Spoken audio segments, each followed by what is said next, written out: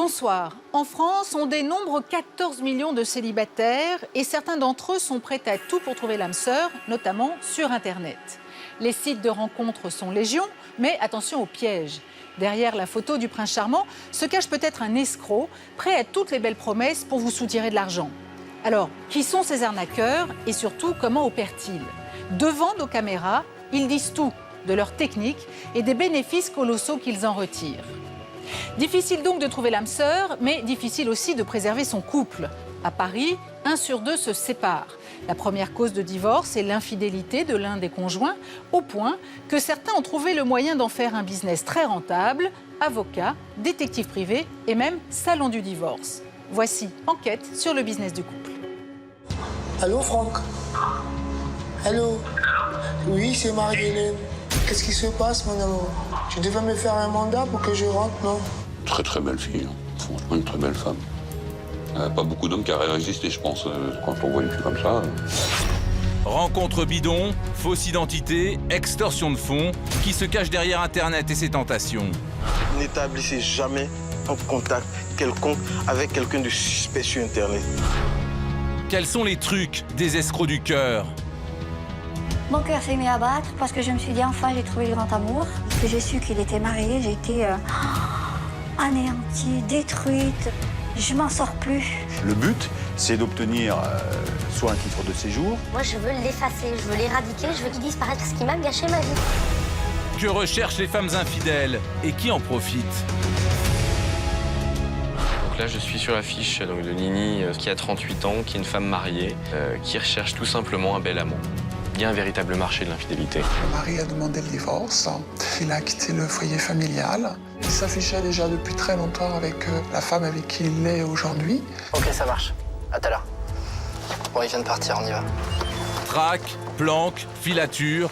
Pour piéger les infidèles, tous les coups sont permis. Fais gaffe, fais gaffe. Recule, recule, recule, recule, recule, recule.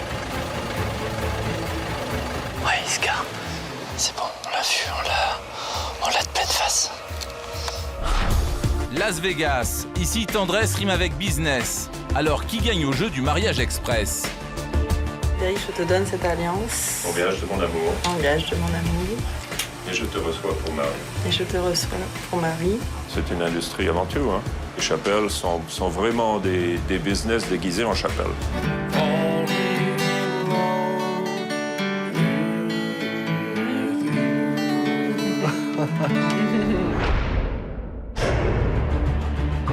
En France, il y aurait plus de 14 millions de célibataires.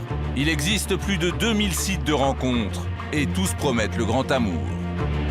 Mais pour certains internautes, la toile est devenue un incroyable terrain de chasse et les célibataires, des proies faciles à arnaquer. Christine a 46 ans. Elle vit en Haute-Savoie. En 2006, elle se met en quête de l'âme sœur. Je m'étais inscrite sur un site de rencontre parce que je venais de divorcer, que j'étais seule et que j'avais envie de rencontrer quelqu'un. Et j'y étais pas très assidue, mais j'ai eu le malheur de cliquer sur un profil qui me plaisait. C'était un Américain. Bon, je me suis dit, c'est vrai que ça fait un peu loin en Amérique, mais pourquoi pas? C'était un garçon donc d'une quarantaine d'années bien tassé, mince, brun, très attirant. Il avait aussi quelque chose de très mystérieux. Et voilà, on flash dessus, quoi. Christine devient rapidement accro au message de son amoureux virtuel. Un jour, il lui annonce qu'il doit partir en voyage d'affaires. Il disait qu'il vivait en Virginie et qu'il avait décroché un contrat au Nigeria pour une grande société pétrolière. Il était chargé de construire des routes.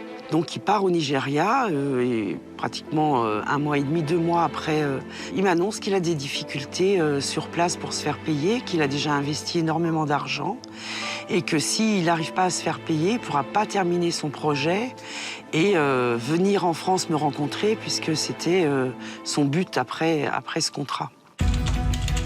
Christine attend ce rendez-vous depuis des mois, alors elle accepte de l'aider. À première vue, tout est transparent. Son Américain lui adresse des chèques et lui demande de lui envoyer l'équivalent en espèces. Elle est loin de se douter du piège qui l'attend. Je reçois un chèque de 5 000 € et je me rends au bout de 10 jours à la banque pour retirer les fonds et les renvoyer à mon amoureux transi. Une semaine après, il revient à la charge en me demandant cette fois d'encaisser un chèque de 8 000 €. Donc j'encaisse un deuxième chèque de 8 000 €. Je me rends à la banque, je retire les fonds et je refais un transfert à Western Union. Christine reçoit alors un coup de fil de son banquier. Il lui annonce que les chèques sont des faux. Pour elle, c'est la douche froide. Donc grosse surprise, j'appelle mon conseiller financier, qui cette fois a un tout autre discours et qui est d'un mépris total, et qui me dit « Mais enfin, madame, vous n'avez jamais entendu parler de ces escroqueries? Vous avez quel âge ?» Là, je comprends que de toute façon, j'ai été escroquée. Le piège s'est refermé sur Christine. Elle est endettée à hauteur de 13 000 €, sans espoir de revoir son argent. Elle cherche alors à savoir qui se cache réellement derrière son amoureux virtuel. Elle parvient à pirater sa boîte mail, et là, c'est le choc. J'ai une photo. Mon bel Américain, finalement, c'était ce monsieur africain. Dès qu'il avait 16 ans. Donc vous vous êtes fait avoir par un gamin de 16 ans? Donc je me suis fait escroquer par un gamin de 16 ans. J'apprendrai par la suite que les plus jeunes ont 12-13 ans, que tout est organisé en système pyramidal et qu'en fait, il s'agit d'une mafia africaine. Christine découvre qu'il s'agit d'une véritable industrie de l'arnaque. En 2010, plusieurs millions d'euros auraient ainsi été soutirés à des milliers de victimes. Aujourd'hui, on peut dire que toute l'Afrique de l'Ouest est vérolée. Alors ça passe par le Bénin, le Ghana, le Nigeria, le Togo, la Côte d'Ivoire. Et en tête? En tête, toujours la Côte d'Ivoire. Qui sont ces escrocs? Comment parviennent-ils à convaincre leurs victimes de payer? Et comment ont-ils fait de cette arnaque un véritable business?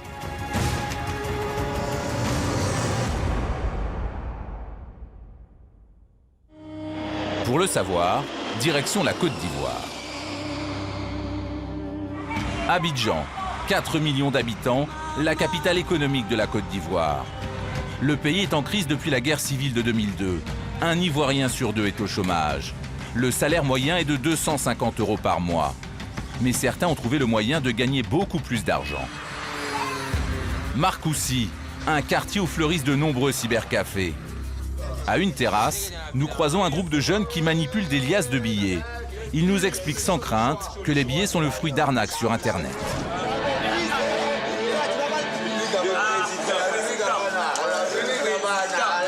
Comment ça s'appelle votre travail? Le broutage. On appelle ça le broutage, le brou.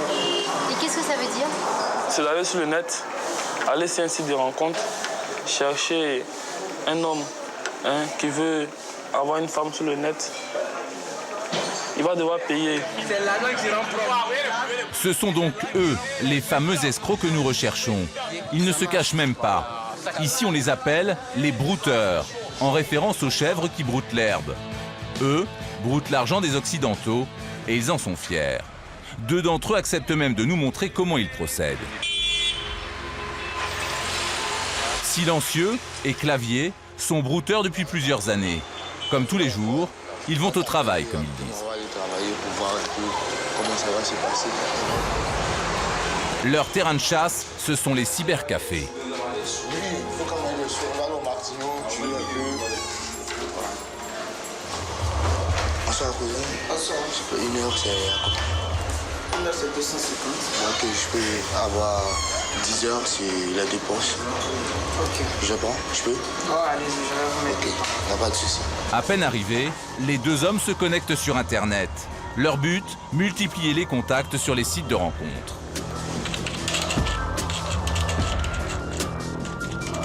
Là, je suis en contact avec 2 personnes, mais j'ai 86 contacts. Bon, là, c'est 2 contacts qui sont connectés. En fait, ils se connaissent tous aux environs de 20h, 21h.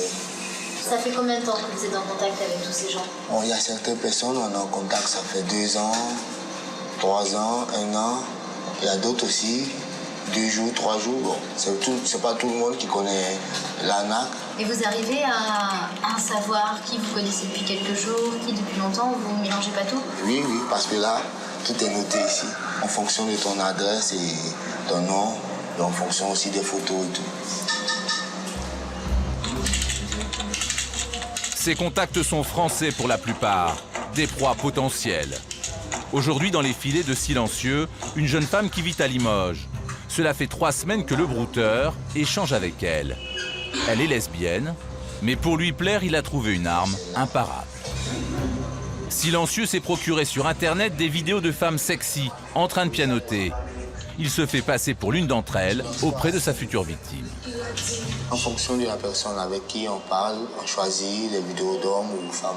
Là, elle a l'impression qu'elle parle à qui? Pour qui vous vous faites passer? Là, elle a l'impression qu'elle parle à une femme parce qu'elle est lesbienne. Donc moi, je me fais passer pour une lesbienne. Le principe du broutage, d'abord flatter le correspondant par des mots doux, puis lui faire croire au grand amour pour mieux l'arnaquer ensuite. Je lui ai demandé si elle était là, elle m'a répondu oui, je suis là. Donc là, je lui ai dit oui, ma puce, tu me manques. Il faut toucher la personne, en fait. La personne avec qui tu échanges, l'autre côté, tu dois lui montrer que tu as beaucoup de sentiments. Mais ça vous dérange pas de vous faire passer pour quelqu'un de sincère? Ça vous dérange pas de vous arnaquer? Ça nous dérange, mais on est obligé parce qu'il n'y a pas de boulot, il n'y a rien et tout. Et puis, on ne peut pas aller faire la manche. C'est pas joli. Claudius est journaliste blogueur à Abidjan. Les techniques des brouteurs, il les connaît par cœur. Les autorités pourraient passer pour essayer de les contrer. C'est les réseaux de transfert. Dès que tu as établi une communication avec un brouteur, à défaut d'avoir un cœur de pierre, à un moment ou un autre, il va t'avoir. C'est clair. Une fois le client est en contact avec lui, c'est comme si Lucky Luke était face à un cow-boy. Soit personne ne tire, on sort tous les deux indemnes. Mais si un décide de tirer, le brouteur va toujours gagner. Parce qu'il est comme Lucky Luke, il tire plus vite que son ombre. Tu ne vas jamais le voir venir. À la limite, n'établissez jamais un contact quelconque avec quelqu'un de suspect sur Internet. Si c'est un brouteur, il peut mettre 1 an. Il va vous amadouer. Vous allez être amis. Vous allez vous appeler. Vous allez discuter. Il va te raconter ses petits problèmes. Des fois, te donner des conseils sur tes problèmes. Mais une fois ce contact-là est établi, en fonction de ton profil, il va préparer quelque chose de précis pour toi. Et chez les brouteurs, le scénario est quasiment toujours identique. Je lui ai dit que ma mère était franco-ivoirienne, que je vivais, je suis arrivé en Côte d'Ivoire, ça faisait 2 semaines pour l'enterrement de ma mère. Et ensuite, on explique quelques petits problèmes, des sous, du billet d'avion retour pour la France et tout. La jeune femme de Limoges paraît sensible aux mots doux de Silencieux. L'escroc peut maintenant activer son piège. Je demande, tu pourrais pas m'envoyer 450 € par mandat cash, car j'ai vraiment besoin de ça pour rentrer et te rejoindre ma puce. Tu me manques, bébé, sincèrement. Et là, elle me répond, faut le nom, prénom, adresse et numéro de compte. Et là, je lui montre comment procéder pour me faire ce versement. Le piège s'est refermé. Il n'aura fallu que 3 semaines à Silencieux pour estorquer 450 € à sa victime. Est-ce que c'est facile d'arnaquer les Européens? On y met la confiance, la foi, avec les paroles, les appels, les SMS et tout. Mais quand elle appelle, qui est-ce qui répond? Bon, quand elle appelle, moi, par exemple, je joue plusieurs rôles. Je joue la voix d'un homme et aussi la voix d'une femme. Démonstration quelques minutes plus tard. Silencieux se rappelle au bon souvenir de Franck, un Français d'une quarantaine d'années qu'il traque depuis près d'1 an. Allô? Allô, Franck? Allô? Oui, c'est Marie-Hélène. C'est Marie-Hélène. Mais j'ai plus de tes nouvelles. J'ai plus de tes nouvelles. Qu'est-ce qui se passe, mon amour?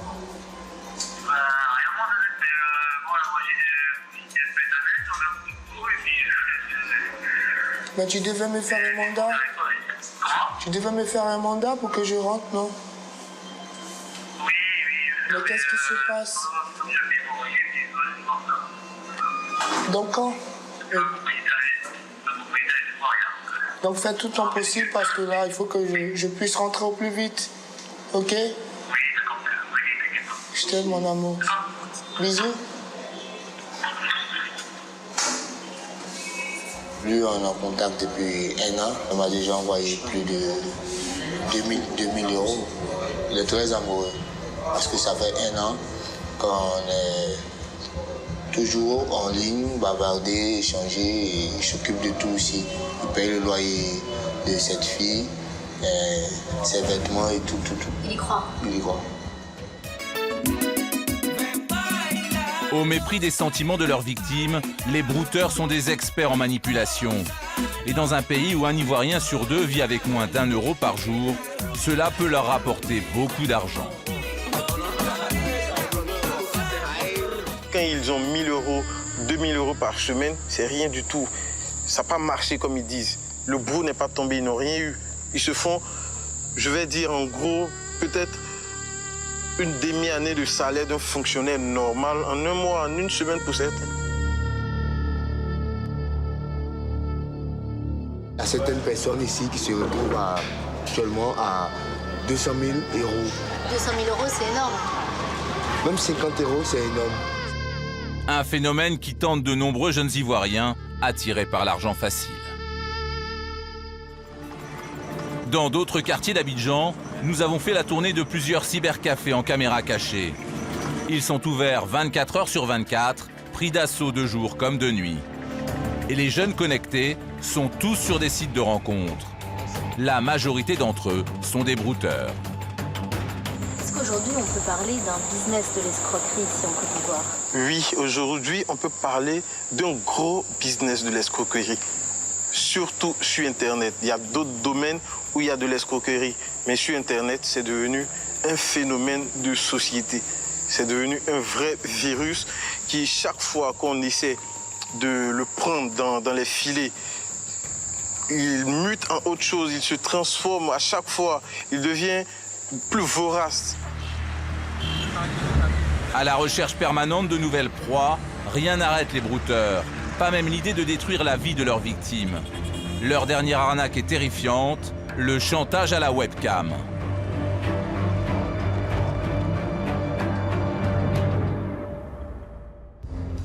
Orléans. Bernard a 50 ans. Divorcé depuis 2 ans, il surfe régulièrement sur Internet.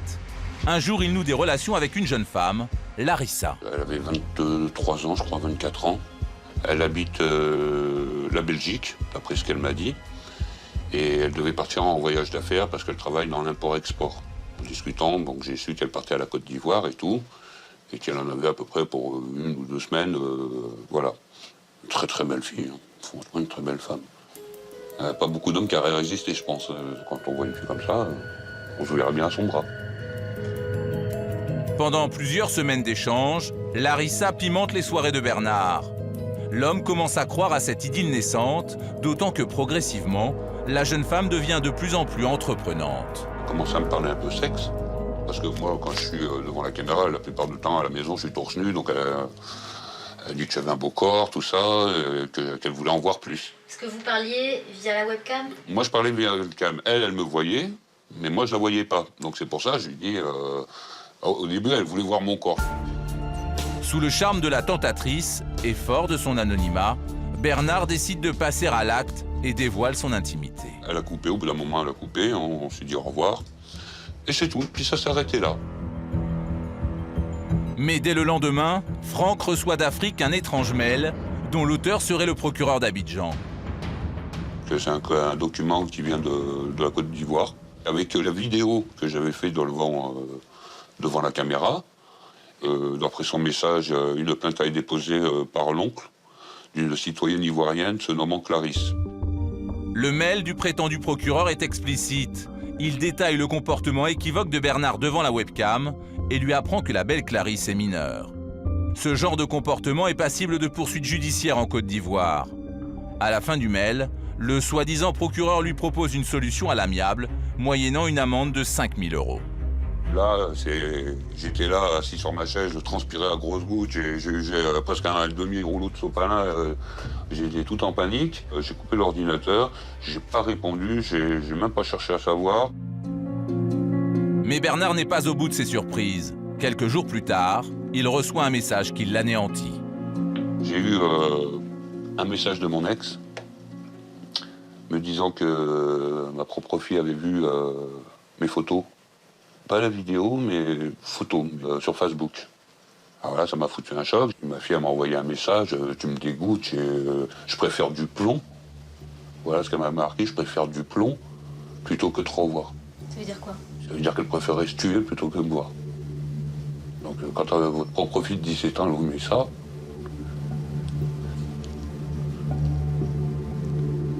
Bernard a été filmé à son insu, sa boîte mail piratée et la vidéo envoyée à tous ses contacts internet. Le message est clair, s'il veut que les vidéos soient retirées, il doit payer. Oui, allô?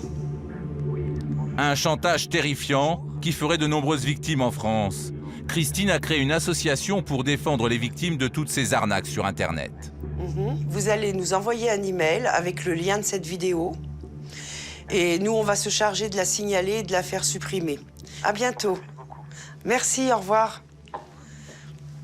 L'arnaque à la webcam, elle a démarré en mai 2009 réellement. Au début, on comptait à peu près 30 à 40 vidéos par mois. Au jour d'aujourd'hui, on peut prendre ce même chiffre de 30 à 40 vidéos, mais par jour. Chaque jour, ce sont des dizaines de vidéos qui sont mises en ligne sur Internet, comme celle de Bernard. Et le procédé est toujours le même. C'est toujours un homme qui la met en place. Lui, il fait croire qu'il branche une caméra, mais en fait, il diffuse une vidéo en lieu et place de sa webcam.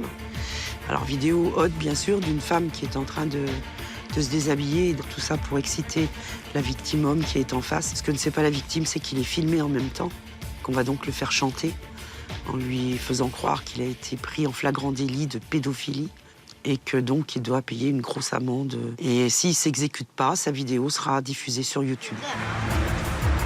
Et derrière ce piège se cachent toujours les mêmes hommes. Des hommes insensibles aux dégâts qu'ils peuvent causer sur leurs victimes. Est-ce que vous faites aussi le chantage à webcam? Vous demandez à des hommes de se déshabiller? Vous faites croire que vous êtes une femme? Oui, on fait tout cela, On a enregistré ces vidéos et on les fait chanter. Bon, tes vidéos, on va les envoyer sur YouTube, et envoyer à ton adresse, à ta famille et tout. Donc on lui demande de payer une somme. Et là, il paye parce qu'il a peur? Oui, il a peur parce qu'il ne veut pas perdre sa femme, perdre son boulot aussi et être mal vu par ses amis et son entourage aussi. On sent vraiment chez ces gens-là un état psychologique fragilisé, ils sont en état de choc. Il y en a qui sont même prêts au suicide pour pas être déshonorés et tellement ils culpabilisent. D'autant plus qu'on peut trouver aussi des hommes mariés qui ont eu un moment d'égarement. Et là, ils sont au bord du gouffre, quoi. On doit vraiment les ramasser à la petite cuillère, hein. Aujourd'hui, les vidéos de Bernard ne circulent plus sur Internet. Il a fait comprendre à ses maîtres chanteurs qu'il ne paierait pas l'amende. Mais pour lui, il est trop tard.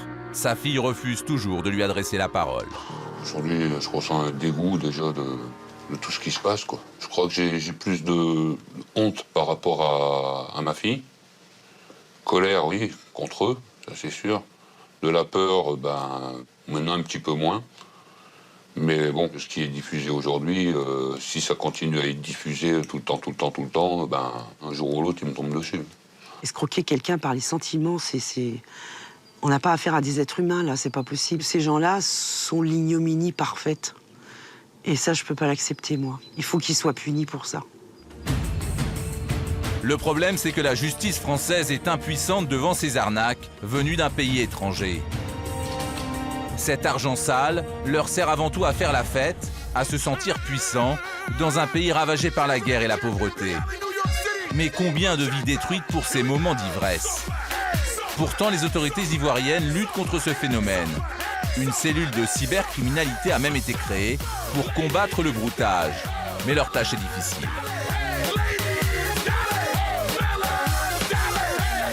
Les autorités ivoiriennes connaissent très bien l'existence du broutage sur Internet. Mais le problème, c'est que les brouteurs n'utilisent Internet que pour communiquer. Ça s'arrête là. Donc c'est difficile de lutter contre ce système-là en Côte d'Ivoire. Parce qu'on ne peut pas interdire à quelqu'un de s'asseoir devant son ordinateur. Quand même, hein? Ok, on va. Est-ce que parfois la police fait des descentes sur un cybercafé? Oui, la police fait des descentes et ils arrêtent beaucoup et tout ça c'est condamné ici. Mais quand on les voit arriver, on coupe tout et on fait comme si de rien n'était, soit on discute avec des amis sur MSN, mais on ne montre pas que l'on fait cela. Et vous avez peur? Oui, très peur. On fait cela avec la peur aussi.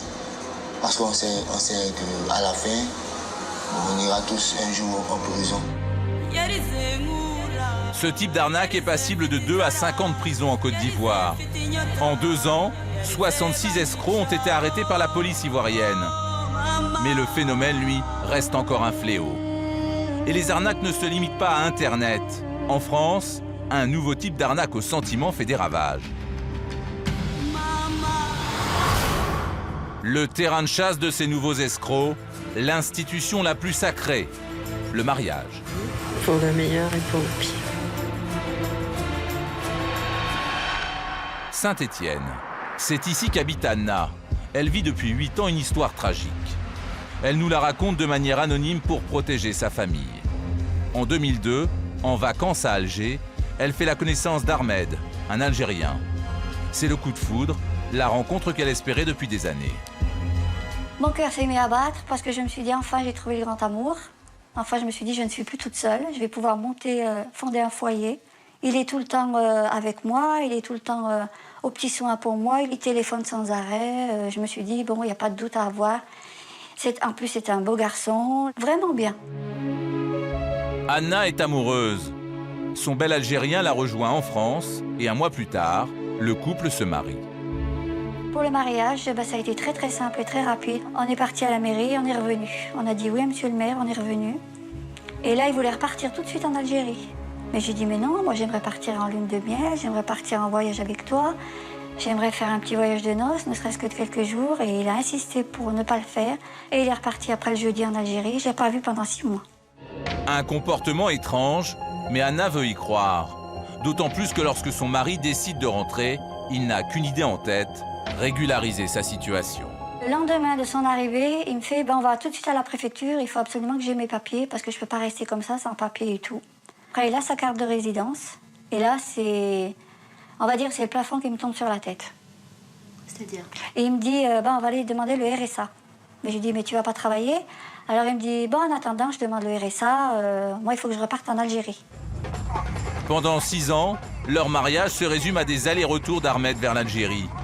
Anna finit par comprendre qu'elle a été trahie par son mari. Je me suis rendu compte comme quoi il avait une seconde épouse ou une double vie. C'est un ami qui habite en Algérie qui a réussi à obtenir l'acte de naissance de mon mari. Alors, il s'est marié le 24 avril 2001 avec moi, en France, et remarié le 1er août 2007 en Algérie, avec elle. Et que j'ai su qu'il était marié, j'ai été anéantie, détruite. Je m'en sors plus. Je peux plus avancer. Anna se rend compte qu'elle est victime d'une fraude au mariage. Et elle n'est pas la seule dans cette situation.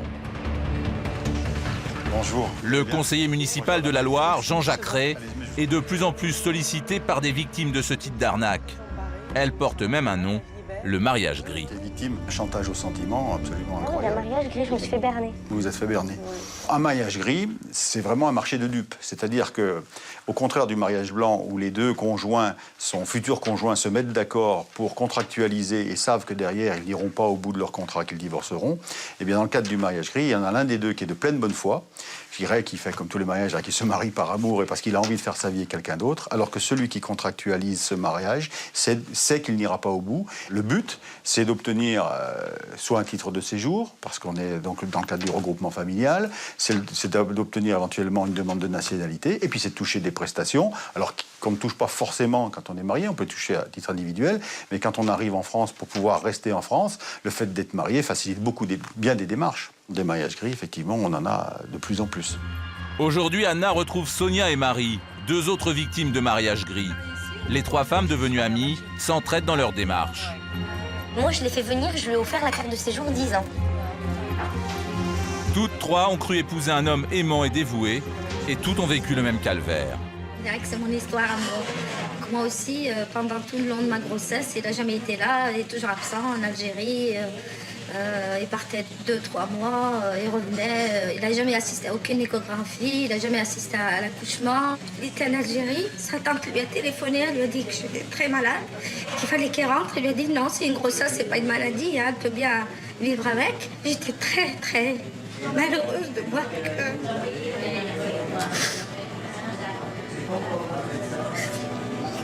Elle n'avait rien à foutre. Sonia, est-ce que vous étiez amoureuse de lui? J'aurais donné ma vie pour lui. En fait, lui, ce qu'il a aimé chez moi, c'est juste la carte de séjour et rien d'autre. Tu te dis, ça arrive aux autres, mais ça peut pas m'arriver à moi. Ça peut arriver qu'aux autres, qu'à la télé, dans les reportages à la télé, dans les films à la télé, mais à moi, ça pourra jamais m'arriver. C'est pas possible. Je suis une fille qui travaille, qui a du caractère. Ça peut arriver à tout le monde, mais sauf à moi. Moi, on peut pas me berner, on peut pas m'avoir, c'est pas possible. Et alors aujourd'hui, est-ce que vous dites que vous avez été naïve? Oui, j'ai été naïve, j'ai été bête. Ces histoires douloureuses, Maître Dutheil de la Rochère les connaît bien. Avocat à Versailles, il est l'un des spécialistes du mariage gris. Les mariages gris concernent un certain nombre de personnes âgées entre, on va dire, 25 ans et 60-65 ans. 2 tiers des victimes sont des femmes, 1 tiers des hommes. Les personnes qui cherchent à se marier pour obtenir un titre de séjour sont d'origine variée. On peut dire qu'une partie non négligeable vient du Maghreb, mais au-delà du Maghreb, vous avez une partie d'Afrique noire, vous avez une partie plus petite, probablement pour l'instant, qui vient d'Europe de l'Est. Qui sont ces escrocs de l'amour? Comment font-ils pour appâter leur proie? Selon notre enquête, à Saint-Étienne, les marchés sont les terrains de chasse favoris des étrangers en quête de papier. C'est ici qu'ils repèrent les femmes seules. Nous y sommes rendus en caméra cachée.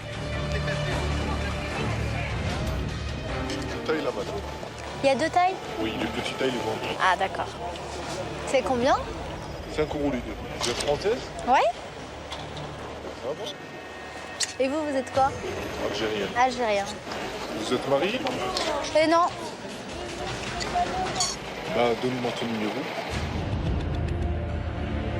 2 minutes de discussion et déjà le jeune homme questionne notre journaliste sur ses origines. Même si t'as une jambe de bois, t'as un œil en plus, Tu serais une chèvre? voilà, on serait une chèvre ou un mouton, ils accepteraient. Mais à tout le monde, hein, même aux femmes mariées, à tout le monde, hein, j'appelle même pas ça draguer, ils accostent tout ce qui ressemble à une femme. Quelques stands plus loin, sur le même marché, un autre homme l'aborde. Vous allez habiter là? Je t'invite tout à l'heure, on va boire un café. Non, tout à l'heure, l'après-midi. Non, dans l'après-midi, je peux pas. Et demain? Non, demain, non, parce que j'ai ma famille qui va venir là pour le week-end. Et lundi? Invitation à dîner le soir même dans une pizzeria. La journaliste se prête au jeu et accepte l'invitation. Donc, t'es d'où avant? De Toulouse. T'as quel âge? 30 ans. J'ai 42, je te le dis. 42. Je te le dis. T'es de nationalité algérienne? T'as pas un copain? Non. Moi, c'est ça ce que je cherche. Moi, je veux me caser. Je te force pas, tu vas te marier tout de suite. Ou je te dirai ça, ou je te dirai ça. On va se faire la connaissance. Bien sûr, elle ne donnera pas suite à ce rendez-vous. Voilà comment des hommes en quête de papier peuvent aborder des Françaises en mal d'amour. Voilà comment ils les mettent en confiance pour mieux les manipuler ensuite.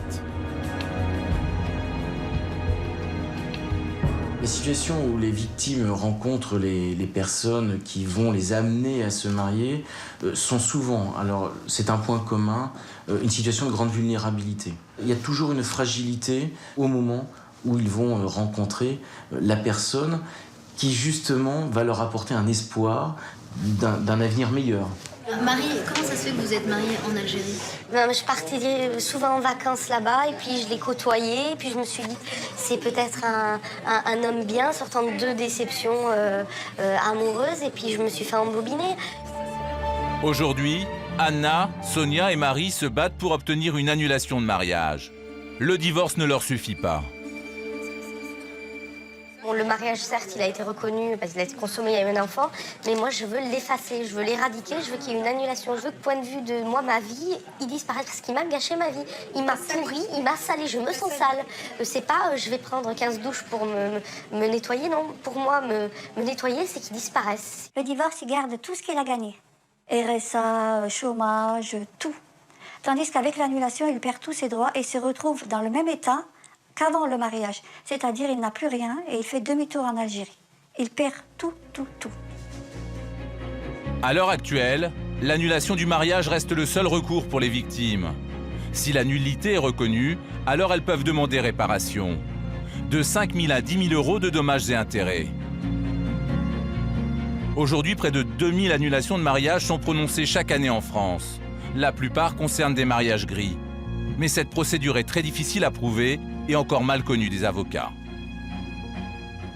Il faut qu'on trouve des moyens externes pour pouvoir le démontrer, c'est-à-dire des preuves, soit parce que la personne l'aurait écrit, éventuellement au conjoint, ou éventuellement à des tiers, soit des témoignages de personnes qui l'ont entendu le dire, soit une quasi-absence ou une absence souvent importante ou prolongée du domicile conjugal, donc celui qui fait beaucoup d'allers-retours avec le pays, une attitude qui démontre que la personne ne s'est mariée qu'en vue d'obtenir des papiers. Un mariage gris, pour moi, est une immense escroquerie sentimentale. On s'en remet pas, c'est pas vrai. C'est vrai que je me bats tous les jours contre lui parce que c'est mon démon et je veux le faire disparaître. Mais j'essaie parallèlement d'avancer avec des jours avec et des jours sans. Pour les victimes de cette arnaque, la blessure est profonde et leur reconstruction s'annonce longue, très longue. L'amour, terrain de prédilection des escrocs en tout genre, mais aussi et surtout un gigantesque business. En vogue, le marché de l'infidélité. En 2011, un Français sur 5 déclare tromper son conjoint. Comment se sont développés ces dernières années ces services sur mesure pour les amoureux volages et comment des petits malins ont-ils fait de l'infidélité un business très rentable? Paris. Nous sommes dans les locaux d'une entreprise d'un nouveau genre, Gliden, un site de rencontres dédié aux relations extra-conjugales, un filon encore peu exploité jusqu'à présent sur la toile. Et pourquoi vous avez choisi moins 40%? Teddy est un jeune homme d'affaires de 27 ans. C'est lui qui a créé le site. Donc là, je suis connecté. On peut donc consulter les fiches. Donc là, je suis sur la fiche de Nini, qui a 38 ans, qui est une femme mariée, qui recherche tout simplement un bel amant. L'infidélité a toujours existé, l'infidélité existera toujours, ça touche tout le monde. On s'est aperçu qu'un membre sur 3 des sites de rencontres classiques étaient des gens mariés et se disaient célibataires. Donc on a décidé de les rassembler tous sur un même site. Est-ce que c'est pas un peu choquant, controversé de créer un site qui pousse à l'adultère? Les gens étaient infidèles. Avant, vous pouvez tromper votre mari dans la rue en allant au restaurant ou en allant boire en boîte de nuit. Maintenant, on va dire que c'est plus discret de le faire sur Gliden que de le faire au travail. Et quand il s'agit de discrétion, le site garantit la plus grande confidentialité à ses abonnés. Donc dans le book public, le visage caché. Mais on peut voir que dans l'album de photos privées, on a 3 photos. Et si seulement elle discute avec moi et elle sait que je ne suis pas quelqu'un qu'elle connaît, elle pourra peut-être m'en donner l'accès. Combien coûte On peut faire une rencontre à partir de 15 € pour les hommes. Et pour les femmes? C'est gratuit, entièrement gratuit pour les femmes. Une formule qui fait mouche. Depuis sa création, plus de 600 000 abonnés ont goûté aux fruits défendus. Il y a un véritable marché de l'infidélité. On est rentable aujourd'hui, on gagne de l'argent. On est représenté dans plus de 160 pays. Vous pouvez également faire des rencontres internationales. Donc on peut avoir une maîtresse dans chaque port? Vous pouvez avoir une maîtresse dans chaque port. Ou un amant dans chaque port. Guillaume est marié depuis 10 ans. Mathilde depuis 15 ans. Ils ne se connaissent pas, mais tous deux sont des membres actifs du site depuis 8 mois. Je ne suis pas fidèle et je vais dire que je ne l'ai jamais été. Je ne suis pas quelqu'un de fidèle. Je pense que je ne le serai plus. Pour l'un comme pour l'autre, au fil des années, la routine s'est installée. Les sentiments se sont émoussés.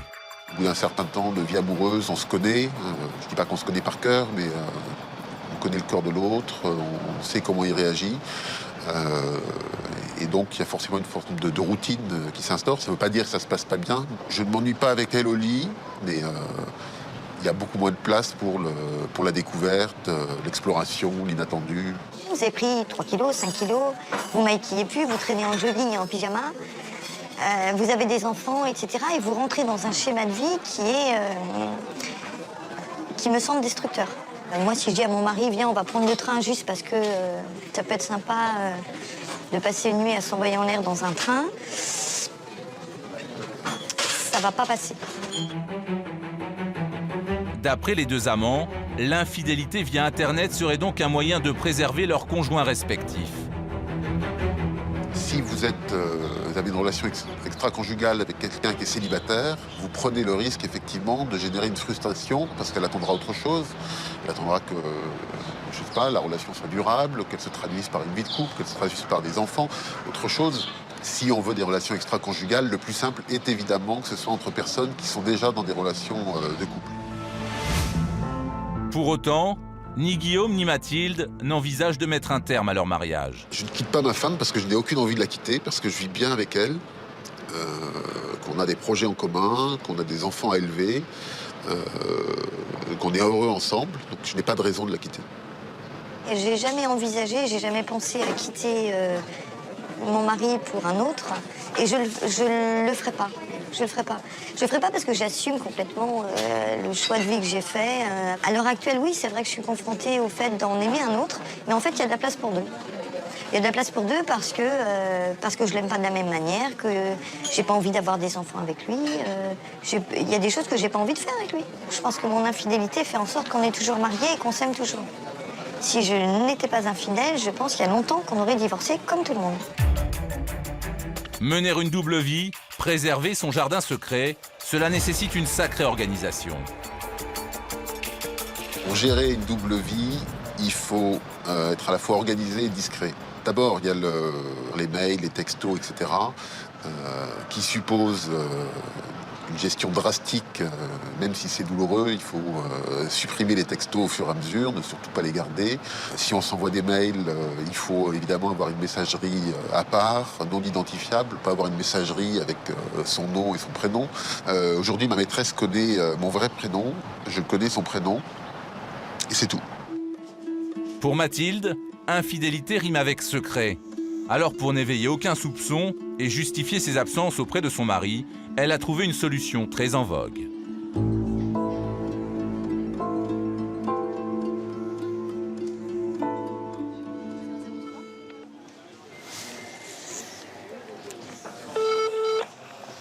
Allô ? Oui, bonjour madame, je vous téléphone, j'étais sur votre site internet.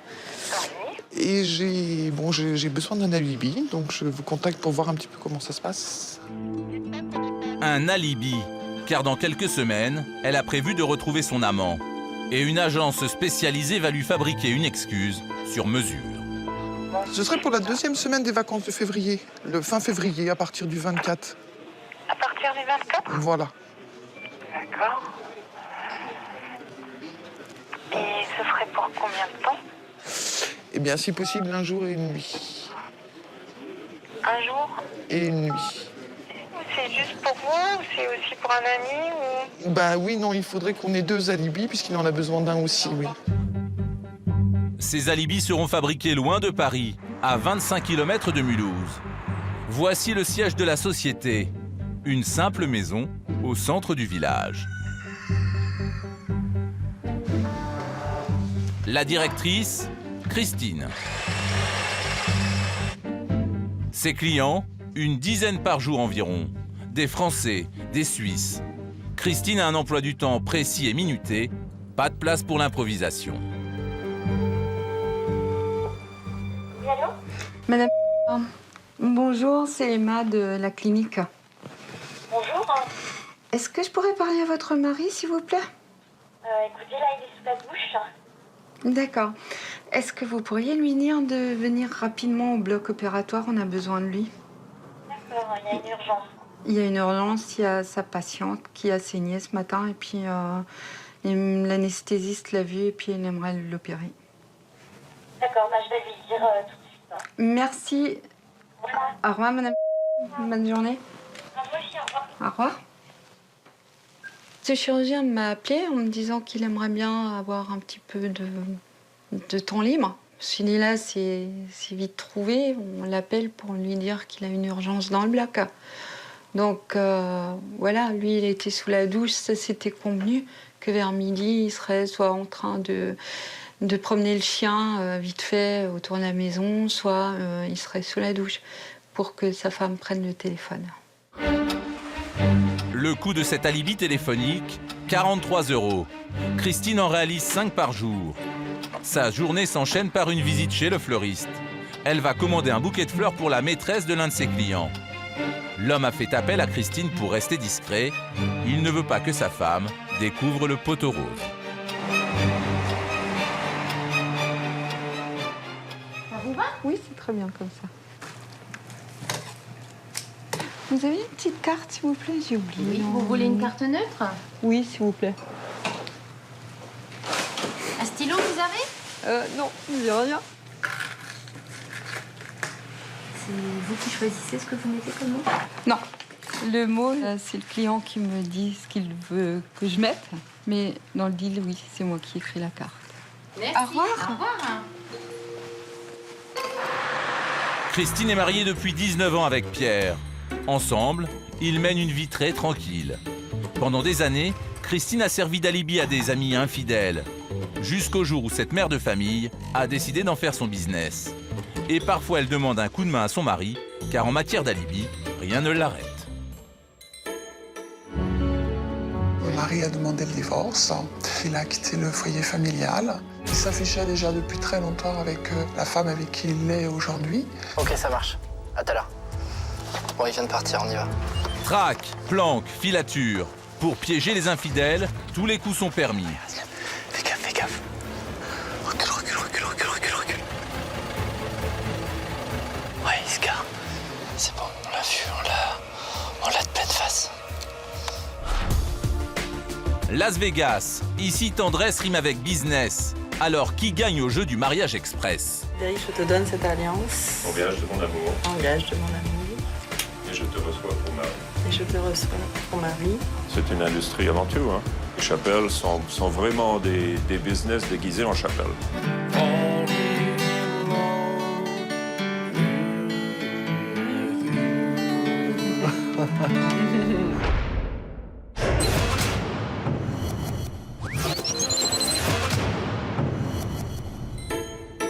On a dû jouer les parents d'un jeune étudiant qui ne voulait pas présenter ses vrais parents à sa copine. Donc on a joué les parents. Pierre a également joué le père d'une femme. Comme il a un accent suisse, et c'était une Suissesse, donc ça tombait très bien. Cet après-midi, Christine doit préparer les 2 alibis que Mathilde lui a commandés pour elle et son amant. Donc là, vous allez commencer par vous occuper de qui? De l'amant de Mathilde ou de Mathilde? Bah là, je vais commencer par Mathilde. Donc qu'est-ce que vous lui avez concocté comme alibi? Donc, comme elle apprécie bien le rock, j'ai finalement fait gagner une soirée.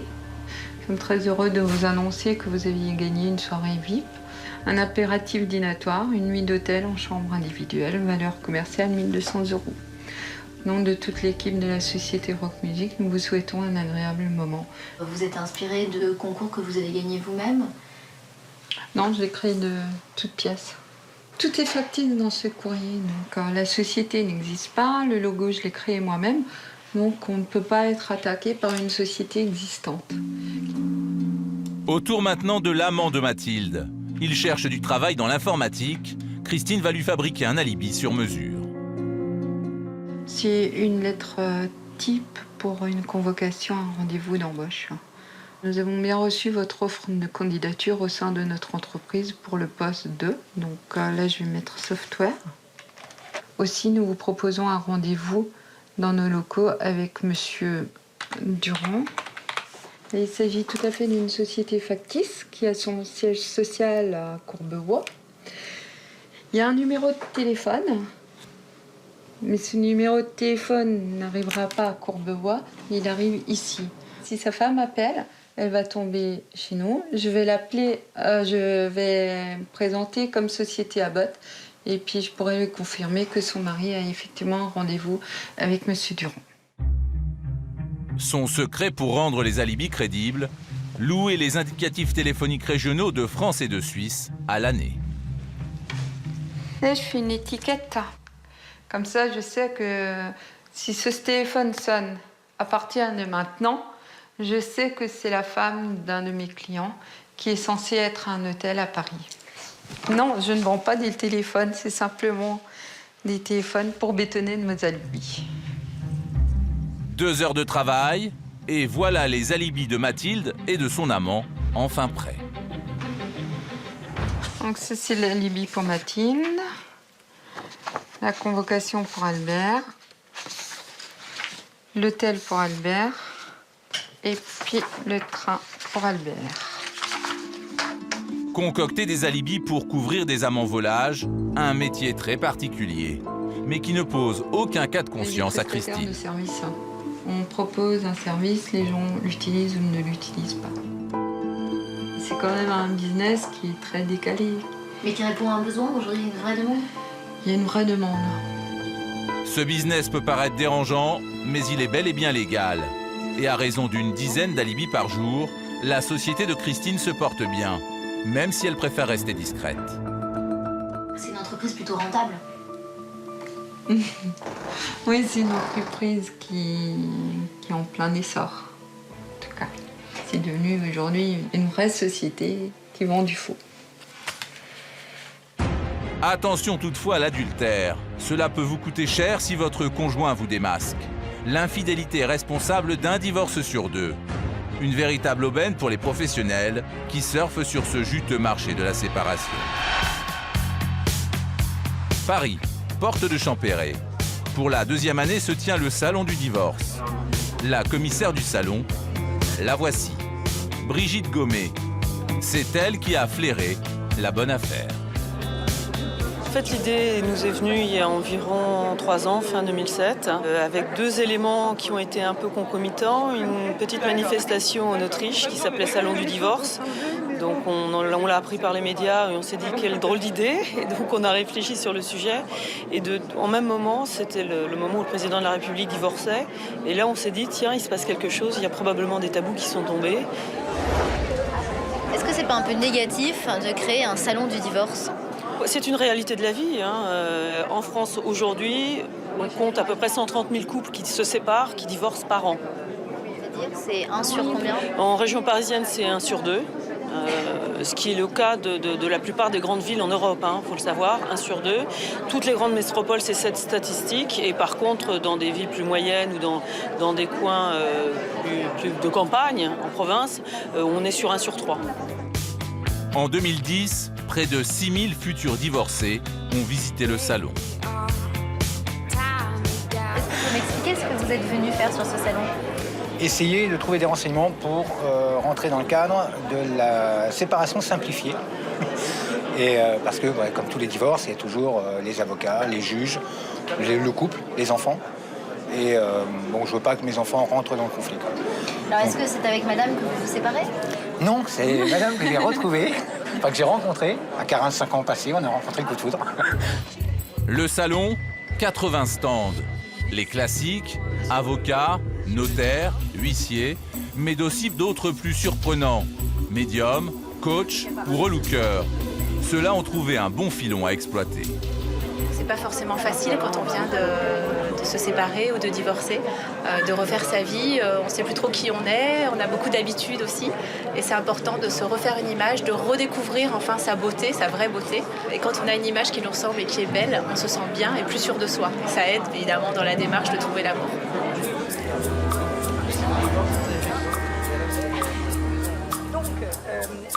Et bien sûr, pas de salon du divorce sans le stand réservé aux détectives privés. Les clients qui sont venus au salon sont, je dirais, à 90% à peu près des femmes, 10% des hommes, sur des problématiques complètement différentes. Certains ont déjà divorcé, et là on est confronté à des gens qui ne payent pas leur pension alimentaire. D'autres qui vont divorcer et qui s'interrogent sur « Ah oui, mais mon mari a planqué des biens à droite à gauche et je ne sais pas où ils sont ». Ou alors, c'est la femme qui pense, ou le mari qui pense que son conjoint a une relation adultère, elle va vouloir le confirmer. Le divorce, une épreuve douloureuse et parfois très conflictuelle. Près de la moitié des séparations entraînent une guerre juridique. Et au centre des conflits, des enjeux financiers. Ce matin, Nathalie a rendez-vous avec maître Béatrice Usan, avocate spécialisée dans les divorces. Cette femme au foyer vit le calvaire depuis 1 an. Mon mari a demandé le divorce. Il a quitté le foyer familial. Plus de 15 ans de vie commune, 1 enfant, et puis un jour, Nathalie soupçonne son mari de la tromper. La maîtresse serait l'une de ses subordonnées. Ça déjà depuis très longtemps avec la femme avec qui il est aujourd'hui. Et vous avez indiqué que c'était sa maîtresse? Ah, pas du tout. Elle était dans le déni total en disant mais pas du tout. C'est ma collaboratrice. En aucun cas. Enfin, ne te méprends pas. Tu déraisonnes. Pourtant, quelque temps plus tard, son mari quitte la maison familiale. Il lui annonce qu'il ne pourra lui verser qu'une petite pension. Le loyer de son appartement, dit-il, est trop élevé. Mais Nathalie le soupçonne de mentir. Il vivrait en fait chez sa maîtresse et sans loyer à payer, il pourrait donc lui verser une pension plus généreuse. En fait, tout le monde sait dans la ville qu'il vit chez elle. L'adresse qu'il a déclarée sur l'ordonnance n'est pas en réalité son réel domicile, c'est ça que vous voulez dire? Et donc pour vous, votre mari n'aurait aucune charge locative? Tout à fait. Donc il a donné de fausses informations concernant ses dépenses. Au niveau des revenus, le tribunal fait état d'un revenu mensuel de 9 648 €. C'est cela. L'homme gagne très bien sa vie. C'est un notable influent. Et Nathalie veut prouver quel est le véritable train de vie de son mari. Pour l'instant, elle touche une pension provisoire de 1 200 €. Son avocate pense avoir la solution. Je pense que une solution qui serait plus adéquate serait de procéder à une filature. Ça permettrait de prouver que l'adresse qu'il a donnée au juge n'est pas conforme à la réalité. On va essayer d'une part de rétablir la réalité, d'autre part de montrer qu'il a menti. L'avocate l'a convaincue. Nathalie reprend espoir. Un détective pourrait apporter les preuves qui lui manquent. Pour l'instant, elle ne parvient pas encore à faire le deuil de son mariage. Elle se sent humiliée et bafouée. C'est pas le fait de quitter une vie pour en recommencer une autre, c'est de la façon dont ça a été fait. Et je crois que c'est ça qui, quelque part, qui salit. C'est aussi de faire ce constat, c'est de dire, bon, j'ai passé plus de 10 ans avec un homme, finalement, qui il s'est servi de moi, en définitive, si je prends les choses tout à fait froidement. Financièrement, Nathalie a du mal à joindre les deux bouts. D'autant que le divorce n'arrange pas ses affaires. Est-ce que vous avez une idée du coût de cette procédure? J'ai un carnet sur lequel je mets les montants et je refuse pour l'instant de faire l'addition. Vous avez rempli combien de pages? J'ai plus d'une dizaine de pages actuellement. Une semaine plus tard, rendez-vous important. La rencontre avec l'enquêteur privé. Bonjour madame. C'est Didier Roche qui va mettre en place la filature de son mari. Je vous en prie, installez-vous. Il semblerait que monsieur se prenne pour Dieu le maître au sein de sa ville. Il vit avec sa collaboratrice dans un appartement de fonction qui ne leur coûte rien. Et en plus... Les services de l'enquêteur ont un coût, mais Nathalie est prête à y mettre le prix. Cette filature pourrait enfin lui apporter la preuve qu'elle attend. Quels sont les honoraires d'un enquêteur?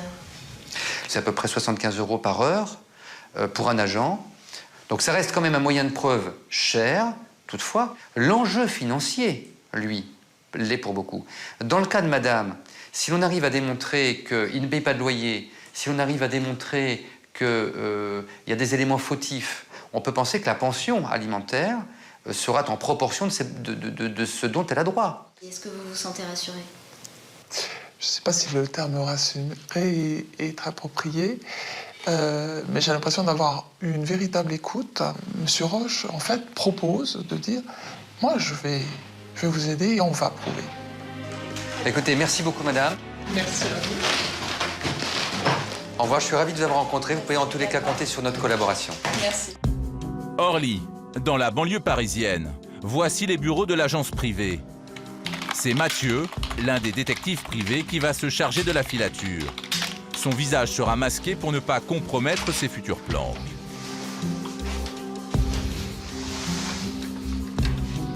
Didier Roche, le patron, lui explique la mission. On s'interroge de savoir comment est-ce qu'il a trouvé cet appartement d'une manière si rapide. D'accord. Donc ça va être intéressant. Alors, la particularité, c'est qu'il a quitté le domicile conjugal et il dit « j'ai loué un appartement dans une commune pas loin. Sauf qu'il n'habite pas. » Ok, ça va, je m'y mets tout de suite. Eh ben ça marche. Allez, à plus, ciao. L'objectif est clair, prouver que le mari de Nathalie vit au quotidien chez sa prétendue maîtresse. La mise en place de la filature se prépare au bureau. Avec minutie, Mathieu n'a pas droit à l'erreur. Première étape, localiser son objectif. Là, vous tapez quoi, le nom de la rue? Le nom de la rue, tout simplement, pour voir où ça se situe, puis à quoi ça ressemble.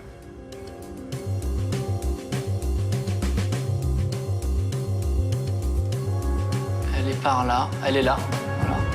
Donc il part de là, et il doit se rendre ici. L'agent suivra l'homme de son bureau jusqu'au domicile de sa maîtresse. C'est là qu'il vivrait, selon les dires de sa femme. Au niveau de la distance, il y a 600 mètres, quoi. Je pense que ce qu'on va faire, c'est qu'on va mettre un agent au démarrage, on va mettre un agent ici qui va faire la sonnette. La sonnette, c'est-à-dire qu'il va donner le top départ à un autre agent qui sera positionné sur le lieu d'arrivée. Et le deuxième agent, il va être là uniquement pour claquer une photo. Là, on a la chance que la personne sur laquelle on travaille, on trouve facilement des photos récentes de lui sur Internet. Donc on ne devrait pas avoir de souci à l'identifier, surtout qu'il est assez caractéristique. Il a un physique quand même assez caractéristique, donc on ne devrait pas avoir trop de problèmes à l'identifier. C'est parti, l'opération peut commencer. Un dernier détail à régler. C'est toujours bien d'avoir une petite boisson chaude dans la voiture pour se réchauffer. Parce que on va couper le moteur, donc on risque d'avoir froid ce soir. 20h, Mathieu prend la route. L'enjeu de la soirée est essentiel pour le divorce de Nathalie. J'ai conscience que le travail qu'on va faire ce soir va peser très certainement dans la prise de décision du juge aux affaires familiales. Notre travail peut changer la vie d'une personne, donc c'est vrai que ça met une pression supplémentaire, c'est clair. Ce soir, l'homme anime une réunion. Là, on arrive à l'endroit où l'objectif doit partir. On va aller faire le repérage sur le parking, voir s'il y a son véhicule. A priori, la réunion doit être commencée, je pense, puisqu'il y a de la lumière. On va aller vérifier ça tout de suite.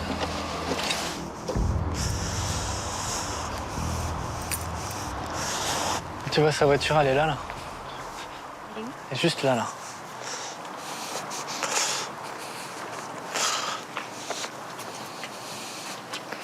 La réunion, a priori, elle est commencée. Elle est bien là. Par contre, je vois pas la dame qui est censée être sa compagne actuelle. Je vais aller m'approcher un petit peu, voir quand même. Mathieu a repéré sa cible, mais la compagne, en revanche, n'y est pas. Il prévient son collègue qui guette à l'extérieur la sortie de l'homme. Bon, le véhicule, il est là. Donc tu m'appelles dès que... Tu m'appelles, pas un texto. Ok, ça marche. Tu m'appelles quand ça démarre. Deuxième étape, la planque devant le domicile de la maîtresse présumée. On sait avec certitude que l'appartement, c'est celui qui est en haut, au 3e étage, à gauche. Il y a de la lumière, donc je crois que ça doit être la lumière de la télé. Donc elle doit être là, elle.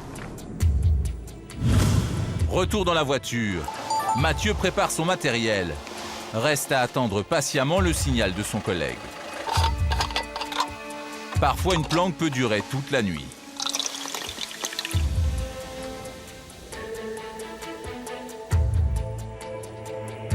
Deux heures plus tard, le téléphone sonne enfin. C'est Allô? Mathieu n'a que quelques secondes pour se mettre en place. Ah, il vient de partir? Ok, c'est bon. Ok, ça marche. À tout à l'heure. Bon, il vient de partir, on y va.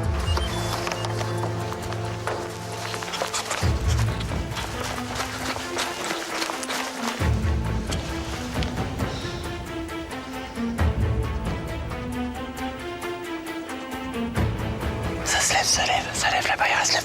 Fais gaffe, fais gaffe. Recule. Ouais, il se gare. Il se cache près de l'entrée de la résidence, caméra au point.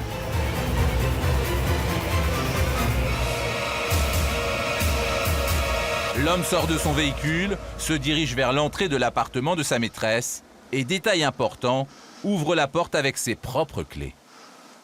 C'est bon, on l'a vu, on l'a de pleine face. L'homme est bien rentré chez sa prétendue maîtresse. Mais pour Mathieu, ce n'est pas suffisant. Il lui reste une question cruciale. Y restera-t-il toute la nuit? On va mettre une petite pierre sur un des pneus du véhicule. Et puis on viendra tôt demain matin pour voir si le véhicule a bougé ou pas. Le caillou est toujours sur le pneu, que la bagnole elle est toujours stationnée au même endroit. On pourra considérer que monsieur a passé la nuit ici et que donc il réside bien de manière effective à cet endroit-là. La soirée s'achève après plus de 4 heures de planque. Mathieu est satisfait de cette première filature. Mais sa mission est loin d'être terminée. Il va devoir rester en planque pendant plusieurs semaines pour s'assurer que l'homme vit bien de façon permanente chez sa maîtresse. 2 mois plus tard, rendez-vous chez l'avocate. Didier Roche, le chef d'enquête, fait son compte-rendu. Bonjour. Comment allez-vous? Très bien, merci. Veuillez me suivre. Bonjour madame. Monsieur Roche, bonjour. Ravi de vous voir. Merci. Est-ce que les nouvelles sont bonnes, monsieur Roche? Est-ce que vous avez pu nous obtenir des renseignements intéressants sur la démonstration que vous voulez faire? Je pense que la démonstration que nous voulions faire est acquise. On va commencer peut-être, madame, par que vous puissiez reconnaître à travers quelques photos que nous avons imprimées s'il s'agit bien de votre mari. Voilà cette première photo avec, je pense que s'il s'agit de votre fille, hein, oui, tout à fait. et son ami en se tenant la main. Oui. Mais vous voyez, ils ont fait quelques courses Oui, effectivement. ensemble. Ce week-end-là, on va les appeler le couple. Ils vont visiter des magasins de meubles et ils vont même acheter ensemble des meubles. Mais ce n'est pas tout. En suivant sa cible, l'enquêteur a eu des surprises. Ces messieurs-dames sont partis en voyage. Là, on va observer, alors, cette fois à l'aéroport. Vous voyez, monsieur et madame se tiennent par la main avec les valises. Là, il ne peut pas nier cette relation et la manière dont il vit maintenant. On a eu l'occasion de mettre un petit témoin sous la voiture pour voir si, à 2 h du matin, il ne sortait pas, etc. Donc, lorsqu'il est chez elle, il ne ressort pas. Jamais nous n'avons constaté que votre mari allait dans l'appartement où il dit vivre. À chaque fois qu'on a fait des filatures le soir pour voir où il dormait, à chaque fois, il a logé chez cette dame, n'est-ce pas? Il a logé chez cette dame et nous étions là, et le soir, et le matin. Nathalie est sous le choc. Mais maintenant, plus de doute, ses soupçons étaient bel et bien fondés. Ça fait preuve. C'est pas simplement quelque chose que dans mon imaginaire, hein, puisque ça a été cela jusqu'à maintenant, en disant mais non, de toute façon, tu te trompes, c'est faux. Donc c'est plutôt un soulagement, oui, de voir les choses telles qu'elles sont, tout simplement. Alors, il y a quelques mois, vous étiez un peu inquiète de faire appel à un enquêteur. Est-ce qu'aujourd'hui, vous êtes soulagée? D'avoir recours à ces services, bien évidemment, c'est une charge supplémentaire. Je crois que je ne pouvais pas faire autrement de toute manière, parce que je devais apporter la preuve. La stratégie de mettre Béatrice Uzan à payer. Le rapport de l'enquêteur est formel, c'est la preuve qui lui manquait. Votre mari a fraudé dans le but de voir diminuer le montant de la pension alimentaire qu'il avait à vous verser. Il y a des dispositions légales qui réglementent ce genre de comportement. Donc, on va avoir effectivement les moyens d'interpeller le juge. Bon courage, au revoir. En prouvant que l'homme a menti sur sa déclaration, maître Béatrice Usan espère pouvoir réclamer 80 000 € de dommages et intérêts pour sa cliente. Nathalie, elle, attend avec impatience le prononcé du divorce pour pouvoir tourner la page. Malgré la hausse du nombre de divorces, les mariages ont encore le vent en poupe. Près de 270 000 unions ont été célébrées en 2010, un peu plus qu'en 2009. Mais la manière de convoler, elle, a changé. Les couples veulent de plus en plus de mariages insolites et personnalisés. Un business en plein essor. Virginie l'a bien compris, elle est devenue wedding planner, organisatrice de mariage. L'une de ses destinations phares, les États-Unis. Jusqu'à 60 000 €, 70 000 €, on peut aller jusque dans ces budgets-là pour des gros mariages. Donc là, on a le mariage dans le Grand Canyon. C'est quelque chose qui fonctionne bien, ça plaît beaucoup. Et comme à Las Vegas, tous les délires sont permis. Virginie propose des formules totalement farfelues. Nous avons aussi une formule qui est très extravagante, qui est un petit peu folle. C'est la formule de Star Trek, donc le mariage Star Trek. Donc ça se passe dans une reconstitution du vaisseau spatial de la fameuse série. Et voilà, le mariage se déroule dans cet esprit un petit peu de la série télévisée. Et, c'est assez rigolo. On peut tout étudier à Las Vegas, tout peut se faire. C'est une ville un peu folle, on peut se marier le jour, la nuit. Donc on peut tout envisager. Au Maroc, ce qui aime ne compte pas. Mais attention, l'addition peut être épicée. C'est magnifique. Donc là, en fait, c'est bordé de trous folkloriques, de jeunes femmes qui jettent les pétales de rose. Je pense même pas avoir imaginé un mariage aussi beau, quoi. C'est vrai que là, ça donne envie et c'est le rêve. On peut démarrer à partir de 11 000 € jusqu'après 18, 20. Las Vegas. Ici, tendresse rime avec business. Alors, qui gagne au jeu du mariage express? Gaï, je te donne cette alliance. En gage de mon amour. En gage de mon amour. Et je te reçois pour mari. Et je te reçois pour mari. C'est une industrie avant tout. Hein. Les chapelles sont vraiment des business déguisés en chapelle.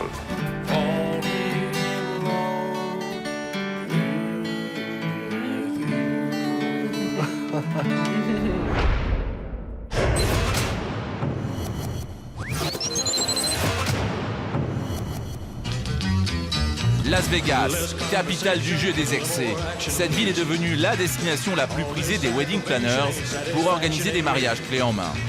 Pourquoi de plus en plus de Français sont-ils attirés par les mariages éclairs de Las Vegas? Comment la ville est-elle devenue le temple du mariage?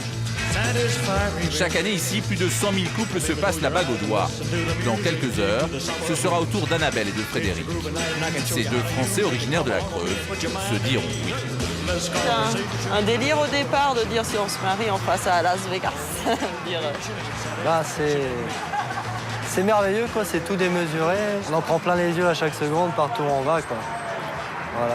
Et comparé à un mariage en France, c'est plus cher, c'est moins cher Je pense que ça va nous revenir le même prix que si on a fait juste une cérémonie en France. Ouais, même moins cher. Et que là, on se marie et on passe en plus une semaine loin, dans un endroit merveilleux, donc...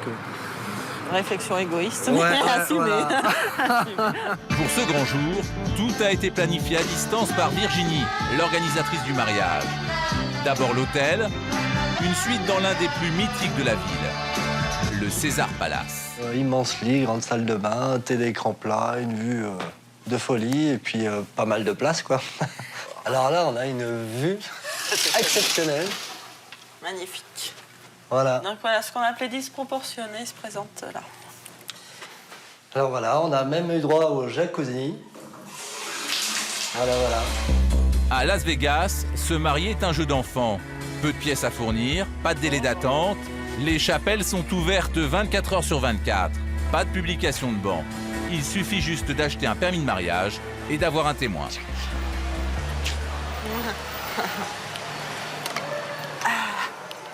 On se met là, hein. Ça fait plus style. Waouh. En ce qui concerne les témoins, on n'en a pas sur Las Vegas, donc c'est prévu par la chapelle. Donc c'est eux qui fournissent, on va dire, les deux témoins du mariage, voilà. Ici, 50 $ suffisent pour s'unir. Pour Annabelle et Frédéric, ce sera plus cher. Virginie, leur wedding planner, leur facture les 6 jours pour 3 000 €.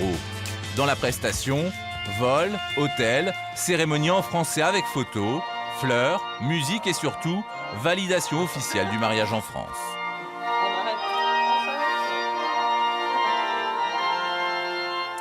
Frédéric, je te donne cette alliance. En gage de mon amour. En gage de mon amour. Et je te reçois pour mari. Et je te reçois pour mari.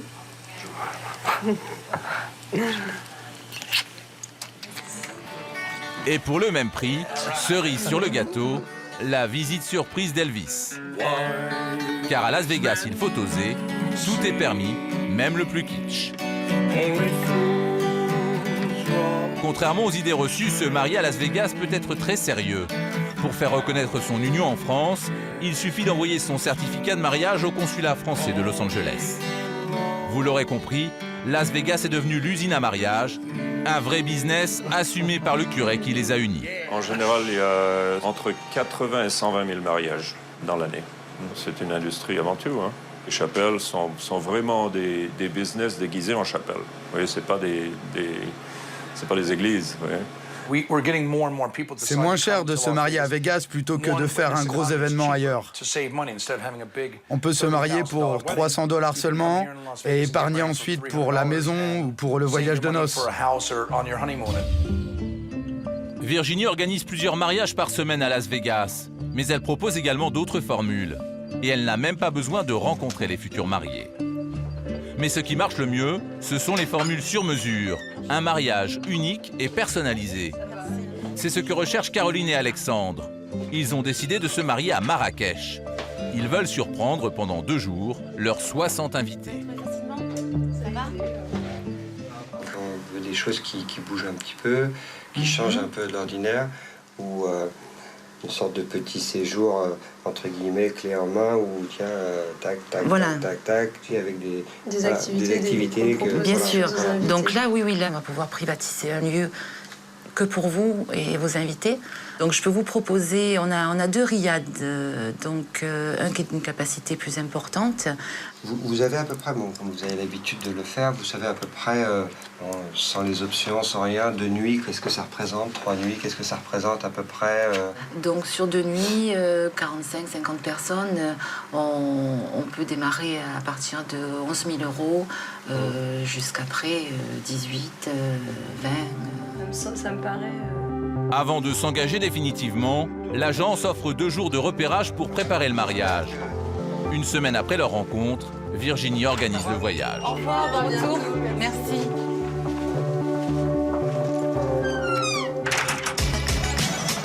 Destination Marrakech.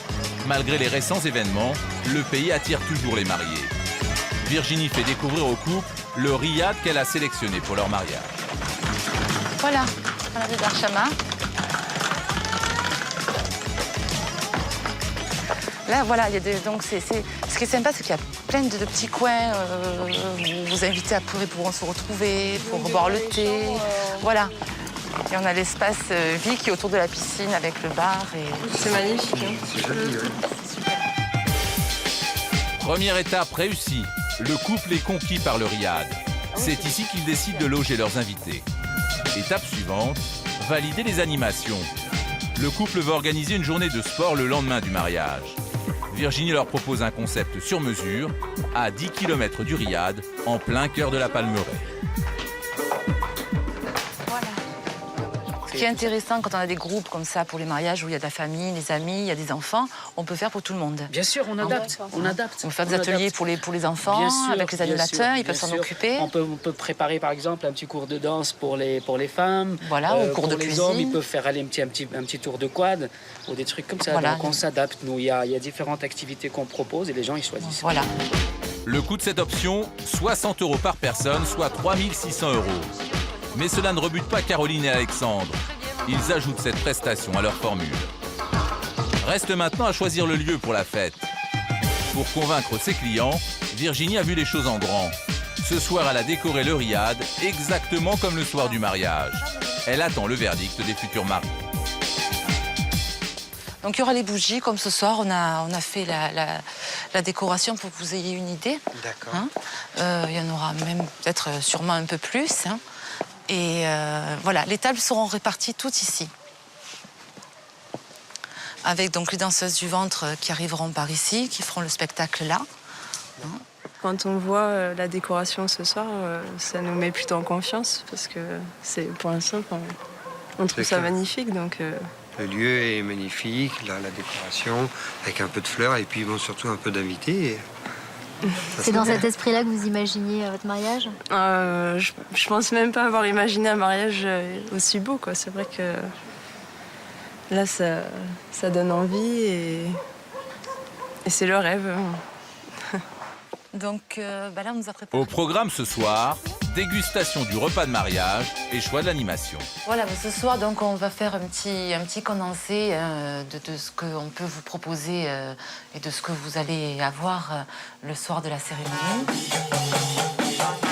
Traiteurs, DJ, musiciens et danseuses du ventre, cette soirée au Riad coûterait à Caroline et Alexandre 6 000 € pour leurs 60 invités. Mais le couple hésite encore. Alors le lendemain, Virginie leur fait une autre proposition. À 20 km de Marrakech, en pleine nature, elle a fait aménager des tentes berbères. Vue imprenable sur l'Atlas et fait garantie. Voilà, donc, oui. Donc là, en fait, c'est bordé de trous folkloriques, de jeunes femmes qui jettent les pétales de rose. Donc quand tout le monde arrive, il y a toutes les troupes qui mettent l'ambiance. Il y a des pétales de rose qui sont jetés sur vous, surtout. Et puis on descend avec toute l'animation. Voilà. On peut éventuellement faire une petite reconstitution de Place Jemertin, une mini. Bien sûr. Il y a cracheur de feu, charmeur de serpent. La tatoueuse aînée. Voilà, les tatoueuses de Henné. C'est pour créer l'ambiance typiquement marocaine. C'est ça. Alexandre et Caroline sont séduits, mais ils restent sur leur premier choix, le Riad. Ils préfèrent que leurs invités n'aient pas à se déplacer. Le séjour s'achève, il est l'heure de parler budget. C'était très intéressant de venir ici. Au moins, on est fixé maintenant. On sait sur quoi on est parti. Et puis maintenant, on attend un retour de Virginie assez rapidement pour qu'on puisse finaliser la chose. Pour un tel mariage qui est de 3 nuits, 4 jours, donc assez complet, il faut compter une fourchette entre 10 000 et 20 000 €. Je ne peux que rester large parce qu'après, tout dépend des options, ce qu'on va rajouter, les repas, les alcools, si on prend du champagne. Voilà, il faut après voir tout ça, mais à partir de 10 000 €, on peut envisager de prévoir un mariage de ce type-là. Finalement, avec les options, le mariage de Caroline et Alexandre leur coûtera près de 18 000 € pour 60 personnes. Accompagnés par leur wedding planner, les futurs mariés partent sur de bonnes bases pour déjouer les pièges de l'amour.